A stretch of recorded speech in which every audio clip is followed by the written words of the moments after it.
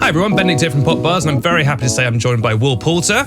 Come on. Oh, thank you. Oh, thank you very much. Should have pre-warned them about the applause, Thank but that's you. fine. No, don't that's worry. all right. Everyone has to be pre-warned when it comes to me being applauded. No, William. that's fair. No, I don't think that's true. Well, I don't mind. I don't take offence. Fair enough. We're here to talk about Midsommar. Yeah. This film's pretty fucked up, isn't it, Will?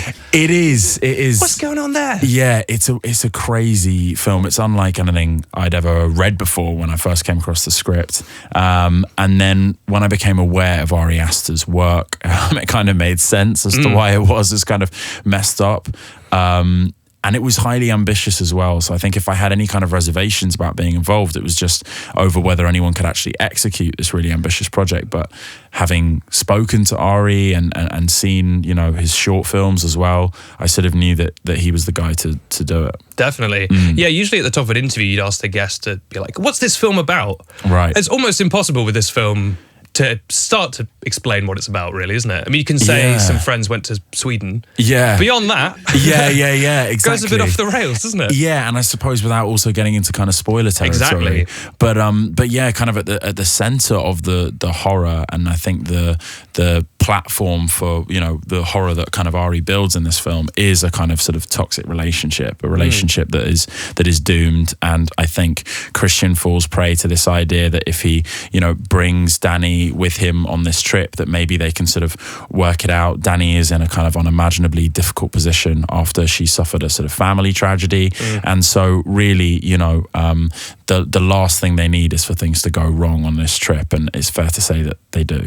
Basically everything goes wrong. Yeah, everything. A big point of discussion for me and some of my colleagues was, is this a horror film?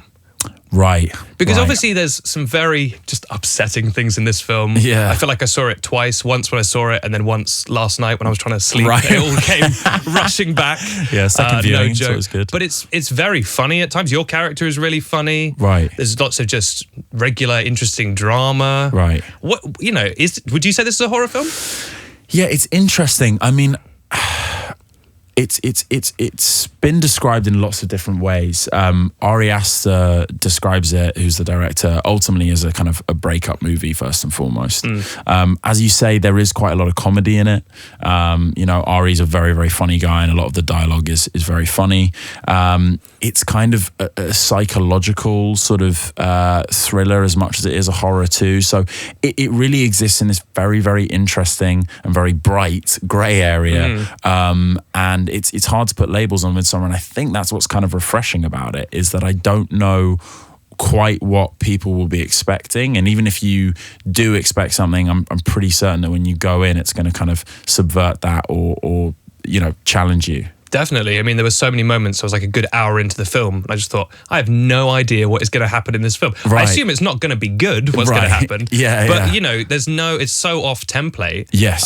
Which is wonderful. When you're in the on set, which was a real outdoor place which you must have inhabited for a while, right? Yeah. When you're there and all the sort of gory things are happening, is there a real disconnect between the sort of weirdness of that and then how horrific it looks when you see it on screen, where you think, oh god, I was like 5 feet from that? Yeah. There can be. I mean, one of the things that I think is really successfully sort of employed in this film is the visual effects, particularly when it comes to kind of contributing to some of the sort of psychedelic moments and the kind of trips that some of the characters will go on.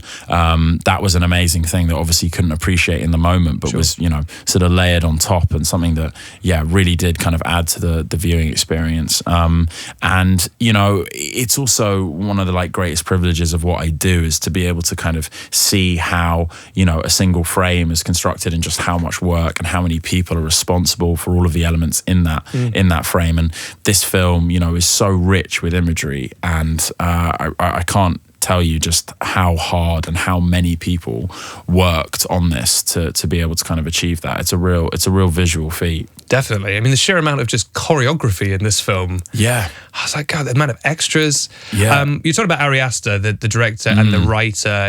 This was a real pet project of his. He seems like a guy with a vision. Yes. You know, what was it like working with him, honestly? It was amazing working with him. And I think because, you know, as you mentioned, because he is a writer-director as well, I think he has a uniquely sort of detailed and personal understanding of all the characters in his films. So, you know, it's a great opportunity as an actor to be able to go to your director and have the cheat sheet for your character right there. You know, he understands your character as well, if not better than you do. So that's really amazing. And I think a lot of the characters in his films are either, you know, sort of in some part manifestations of his own kind of personality, or they are people that he knows or have encountered, or they're kind of amalgams of people that he knows in the real world. So all of that is really, really useful. And, you know, it's always a pleasure when a character is sort of, you know, 90% complete on the page, and you kind of just have to sort of, you know, walk in, embody it, and it's going to be, you know, you know that you're going to be in safe hands from that point on. So loved working with Ari. He does, you know, have a kind of unique, and I'm borrowing from William Jackson Harper here, who plays Josh in the film. He does have a unique sort of visual vocabulary, which means that he directs you with like a lot of precision and detail. The blocking is kind of rather more like choreography than traditional film blocking. But then, you know, he pairs that with giving you the opportunity to really kind of, you know, chop it up and just try things and so that you don't feel constrained, which is great. So were you, not improving, but were you sort of playing around with, I mean, you have a lot of funny lines. Did you get to sort of chop and change them at will? Yeah. I mean, you know what? I'm not the best at improv, but I do like the opportunity to do it. I'd say Ari is a better improviser than me, so often it was him kind of throwing me the lines. In many ways, I was kind of the mouthpiece for Ari's kind of wonderful brain. But yeah, absolutely. I mean, the opportunity to just kind of be free with the dialogue and our movements when, you know, the camera was kind of just locked off and it might play in a one shot or something, that was great. And that's always a really fun opportunity as an actor, particularly when you feel like you know your character and you feel like confident enough to do that. Cool. Horror in general is having a bit of a resurgence and sort of newfound respect, in no small part thanks to Ari, really. Right. Is that something you'd like to do more of? Like get in that horror? Do you want to be more spooked on film? That's interesting. I mean, yeah, I would agree with you. You know, from a sort of trend perspective, I think we have seen kind of, you know, a recent advent of, you know, really high quality horror films. I think Jordan Peele's Get Out certainly was a kind of like obvious milestone in the last few years, and for me, it's just kind of one of my favorite films of the last sort of decade. You know, regardless of the genre it kind of belongs to, or the many genres you could potentially kind of align it with. I've happened to have done like 2 or 3 kind of horror things of late, and that's been interesting because I've never actually sort of tried to discriminate according to genre, and I've just tried to make my decisions based on character, script, and sort of the individuals involved. So I'm not actively seeking out another horror film, but you know, I'd certainly love to work with Ari again, and if Jordan Peele happened to check my, you know, availability, I would not say no. He's a big viewer. He loves this show. Yeah, okay, well, good. Well, if he's listening. Hey. Yeah, cheers, Jordan. Thank you. Good old Jay. You have a great performance in this film. Thanks, well, you know, great acting, fantastic, flawless. One acting note I will give you, William. Please. Would have enjoyed the film a little bit more if you'd done the entirety of this film in your Bandersnatch voice. Oh, right.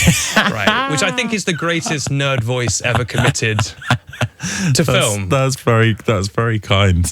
I think as much as I enjoy your character, if that guy was there, just coding away, doing all the acid.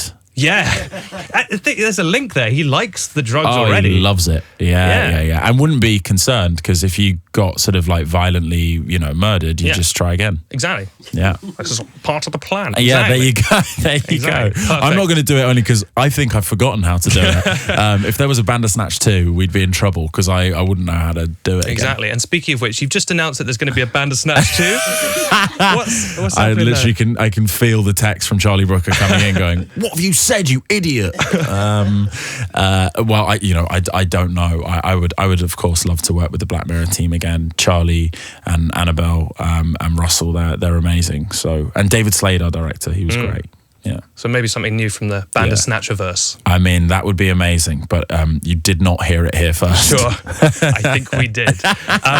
We're going to touch slightly into spoilers right now. Just a warning for the audience, just because I want to get into them. Spoilers. What happened to your face, William? So a lot of people ask me this, actually. Yeah, a lot. Yeah, sorry. Oh, you mean in the film? Sorry. Got you. Oh, no one's asked me that. Yes. And this is spoiler territory. This is spoiler territory. So my character meets a pretty violent demise, and his skin is actually worn by the person responsible for his death. And then the person wearing his skin kind of goes around and torments other people in the kind of Mark skin suit. So that was a weird thing to watch on screen. I didn't see that really until I saw the movie. So you didn't encounter your face mask? Not really. Did they have to mould your face for that? Suit. Well, funnily enough, because I'd done a horror film a couple of years previous called The Little Stranger, where I had to wear quite a lot of prosthetic makeup, a mould of my head, rather terrifyingly, already existed in some sort of warehouse. And I think they flew my head over from London to Budapest, where we were shooting the film, in order to create the skin suit. I mean, that's your Black Mirror episode right there, isn't it? There it is. Just the warehouse of 1,000 heads. Yeah, flying around. Exactly. This film is, I mean, it is great, but it's so troubling. But I suggest people see it. Bring the kids. It's a great laugh. Will, great to talk to you. Thank you, man. Thanks really good to talk to you. Thank you. Wonderful.